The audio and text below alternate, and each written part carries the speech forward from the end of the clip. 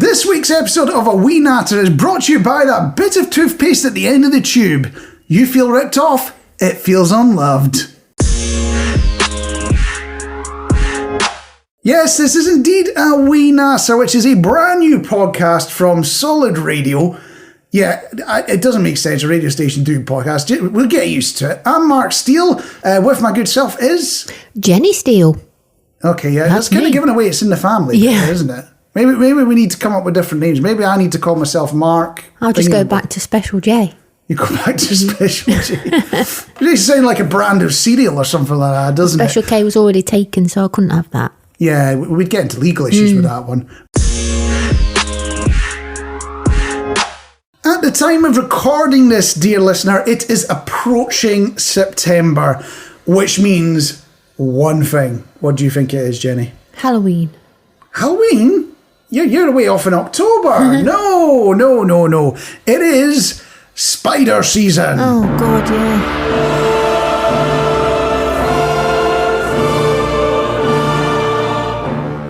Not a fan, are you? No, I hate them. Would be an understatement. But I wanted to test your knowledge on keeping the creepy crawlies out of your house.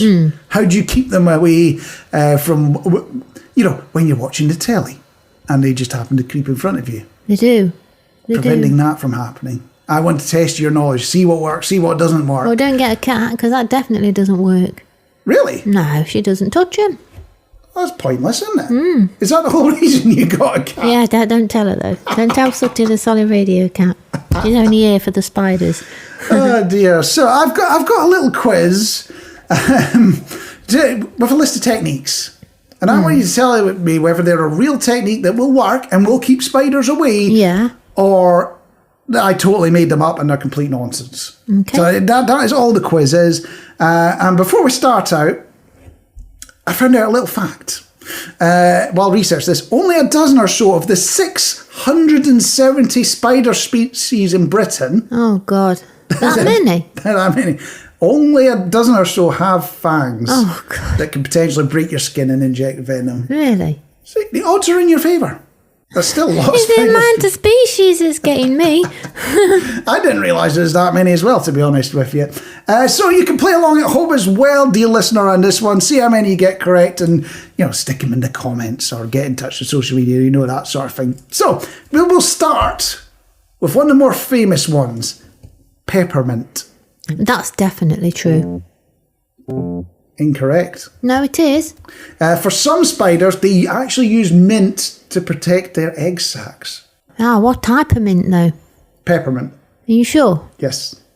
See, I use peppermint, and I've not seen many spiders since I've been using peppermint, and the chances are is to get the peppermint before the male spiders come in to catch the female spiders that are supposed to be living in your house.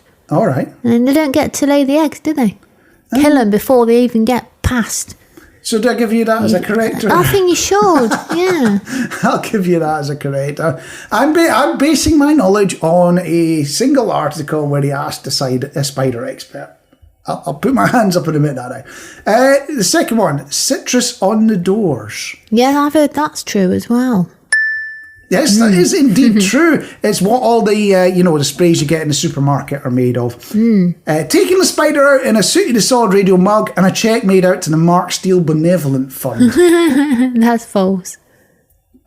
It's true, actually. It will take the spider out of the house. Well, I guess it will, yeah. The bad news is that it will kill Daddy Longlegs. That's all right as well. They can't handle the outdoors. Good. They're not even spiders. I don't like them. They fly in front of your face. Rubbing lemon peel everywhere. Yep. That doesn't work at all. It does. According to these websites I go on, they say anything citrusy, rubbing lemon peel, bits of lemon peel. I don't know where you're getting this information from. This is from a spider expert. Well, I've been looking at spider expert websites. That's how I know what to put down. I'll give you the point, don't worry. Keep your home clutter-free, get rid of all your furniture, nowhere for them to hide. That's true.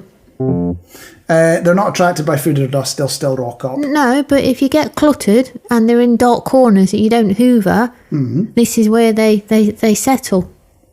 You're going to pitch for this point again, aren't you? Well, this is all the stuff I've been reading.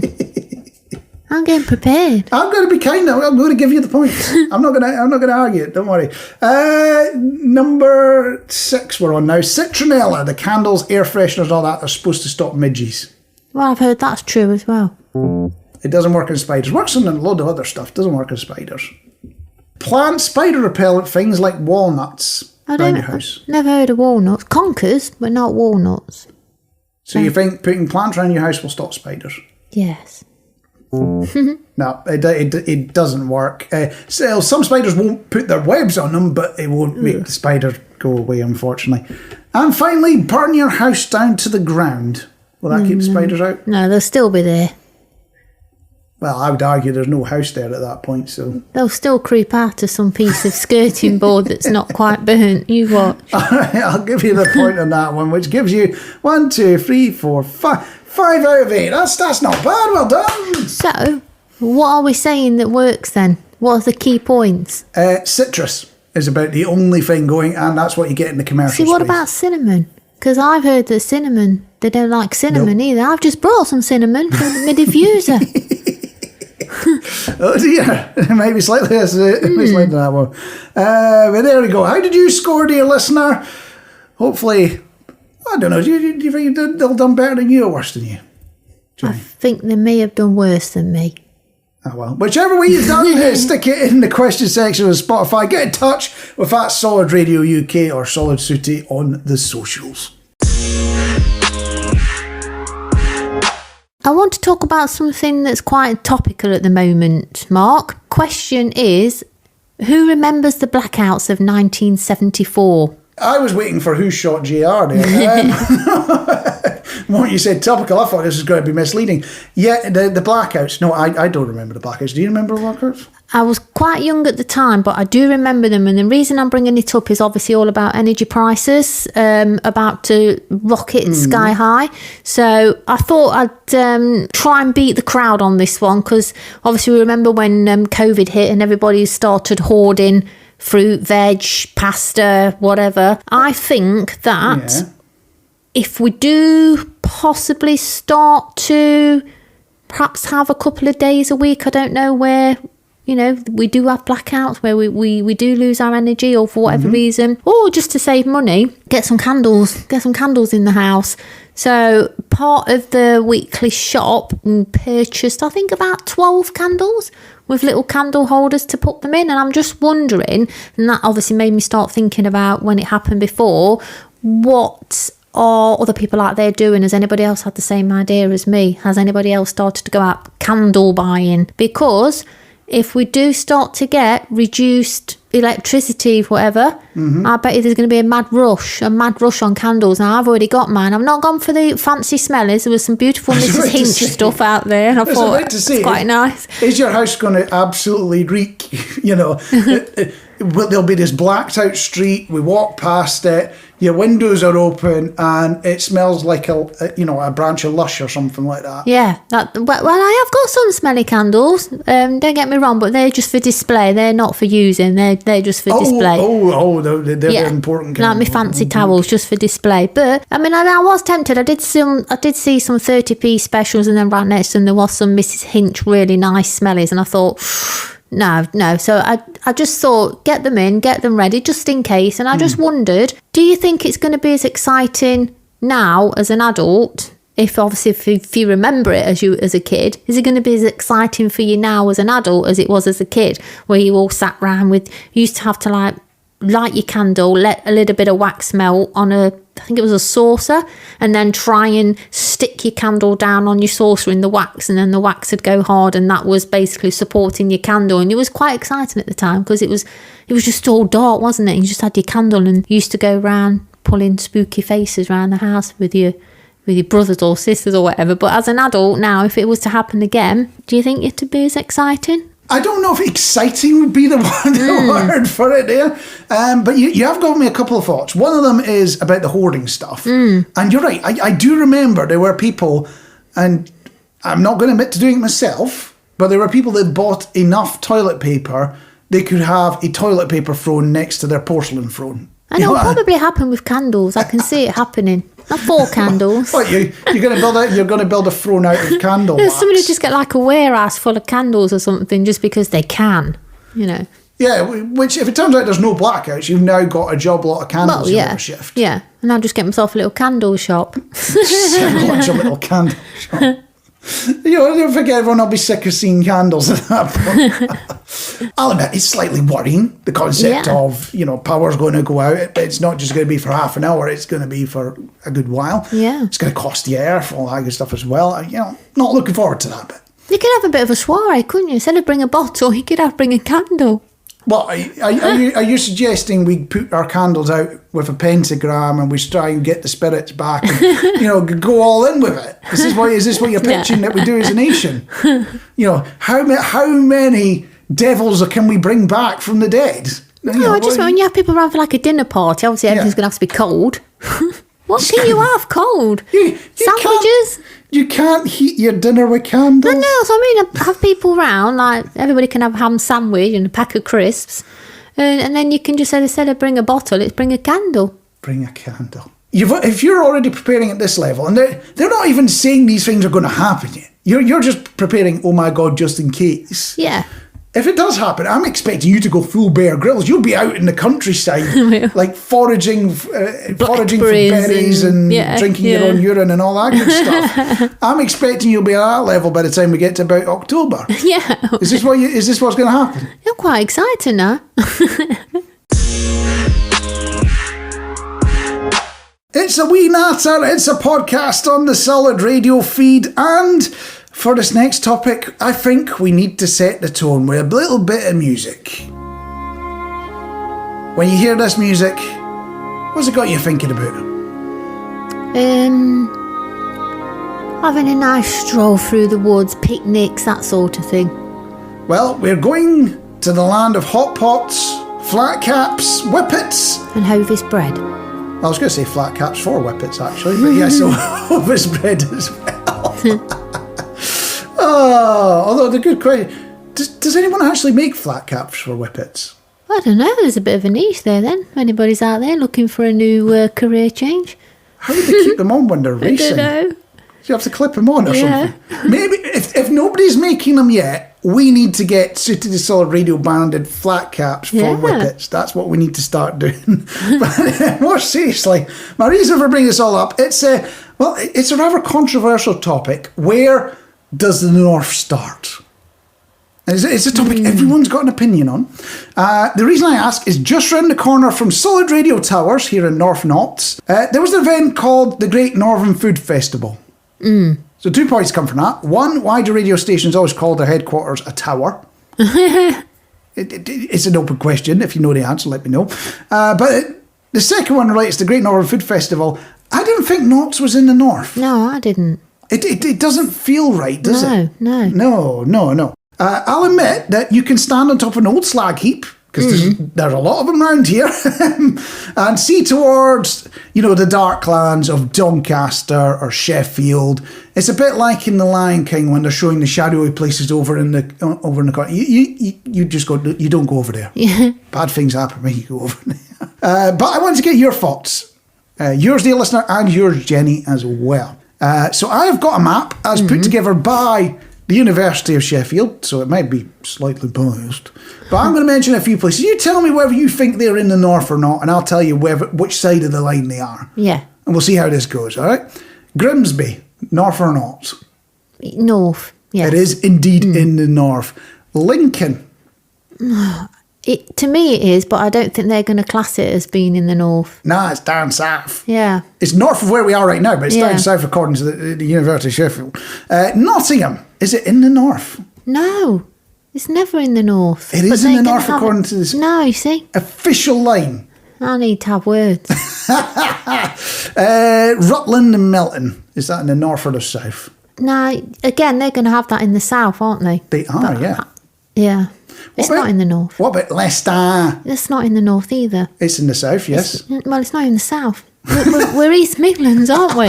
Oh, you're going to claim there's this thing in between now, are you? Yeah. This is a fuzzy grey bit in the middle. Do they not recognise that?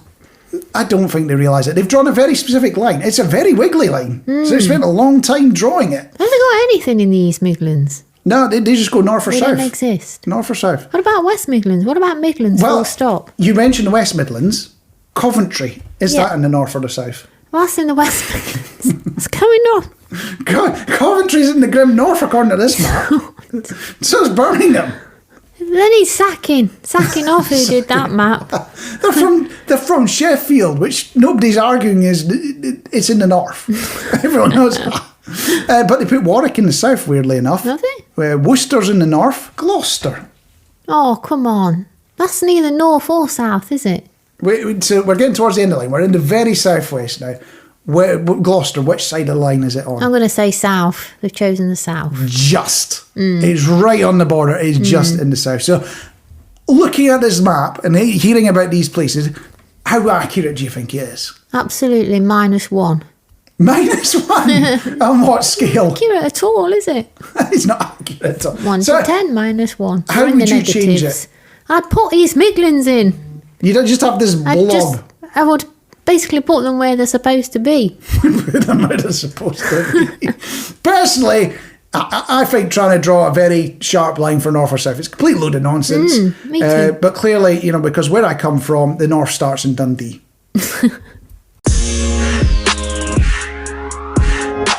This, by pure chance, happens to be a Wee Natter, a podcast from Solid Radio. And you know that moment when you're lying in bed, just about to drift off, and a cringe memory pops into your mind? It's happened to you, hasn't it? Yeah. You're not going to sleep for the next hour when that happened. It happened to me. Remember cigarette lighters on cars? Oh, yeah. Yeah. Guess who got it glowing red and tried to taste it? Oh, you didn't. No, it wasn't me. It was not me at all. Are you sure? I am smart. It's Marty. Yeah, it totally was me. This is a degree qualified person that did this when they were a kid. But more seriously, this got me thinking, what are the things that we did that modern kids will never get to do? I think the big one is play outside with your mates. You think kids don't go outside now? Not really. They're all stuck on the computers, aren't they? And the game consoles and things. I mean, you used to be able to play outside at hide and seek, hopscotch, stool ball, that sort of thing. But I really don't see that kids doing that nowadays. They just either on their own, playing online, gaming. Now, you see, this is Schrodinger's kids here, because I always understood that they were supposed to be, loitering and all that kind of stuff. And then suddenly they're not outdoor. They're both outdoors and not outdoors at the same time. yeah. Well, you do see a lot of youth hanging around, don't you? Yeah. Chip shops and corner shops and... you clearly get to see a lot of youth there by the sounds of it. I've got a few that I've had to think about. Laughing at Beanie Baby collectors. They were supposed to be the big collectible, weren't they? Yeah, that and was it Cabbage Patch Dolls? Did you collect any of them? No. No, I think I might have got a Beanie Baby free at McDonald's years ago, and it went straight in the bin. Yeah, you're thinking of My Little Pony. Was it my... no idea. I can't remember these things. Stop and ask for directions. I would, but I don't think it's something that blokes have never really done, is it? You're right. I've never done it myself, but I'm always that person that people choose to stop and ask directions. I could have never been to the place, never been within 1,000 miles of the place. And they go, you're the person I want to get directions from. And I'll go, I don't even know where I am, mate. Never mind giving you directions to anywhere. Getting a hernia lifting the yellow pages. Oh, yeah, Yellow Pages. Yeah, nobody's getting a hernia from lifting it, even if they do get it delivered now. That reminds me, I used to deliver free papers. There's something you don't get nowadays. No. It was full of adverts, or maybe like a picture of some kids at school that had done something. That's usually what was in it. That's probably upset the people that like to put those notices on their doors, isn't it? Like, no free papers here. They can't do that now. What I used to do when I got one of those, they got 2 copies. Just to make sure they definitely got a copy. And the final one on my list, prompted by an article that I read that's 13 years old now. It's old enough to be a kid itself. Getting those stickers from Boots saying your photography skills were Eddie the Eagle levels of ambition. Yeah. Photo blurred stickers. Yes, you know the ones. You've had them. I've had them as well. You gave it a good shot, but that poor kid processing the film couldn't make out what any of your holiday snaps were. Although, mind you, photo processing wasn't cheap. I'm glad we've moved on from that. That was this current episode of A Wee Natter. I'm Mark Steele, she's Jenny. And if you suddenly decide, you know what, I want more of this sort of thing, we're not going to judge you. Do you think they will? You're going to judge them. Do you think they'll love us enough to want us back? Well, if you do want to hear more of this sort of thing, get your podcaster to point towards Solid Radio. That's what you got to search for. You'll notice the right one when you see the purple mountains. If you want even more content, so not just the stuff you can get on your normal podcasters, you want stuff that includes music as well. Well, if you've got Spotify and you search for Solid Radio there and you subscribe to the Double Mountains, you can get even more stuff. Woohoo. It sounds grand, doesn't it? If you prefer to get in touch with us and tell us we're good, bad, ugly, indifferent, whatever it happens to be of your opinion, at Solid Radio UK and pretty much every social media platform under the sun, or at Solid Sooty if you prefer to talk to the cat instead. You know, most people do. We're not going to be offended. We understand. She's got over 1,000 followers. Can you believe that? And whatever, blows my mind, whatever podcatcher you've got, if you've got the option to give us 5 stars and put comments like, an audio experience that will make you question your place in the universe, or is this a new low on the internet? So long as you put the 5 stars, all's good. Yeah. And on that note, A Wee Natter just happens to be a Solid Radio production.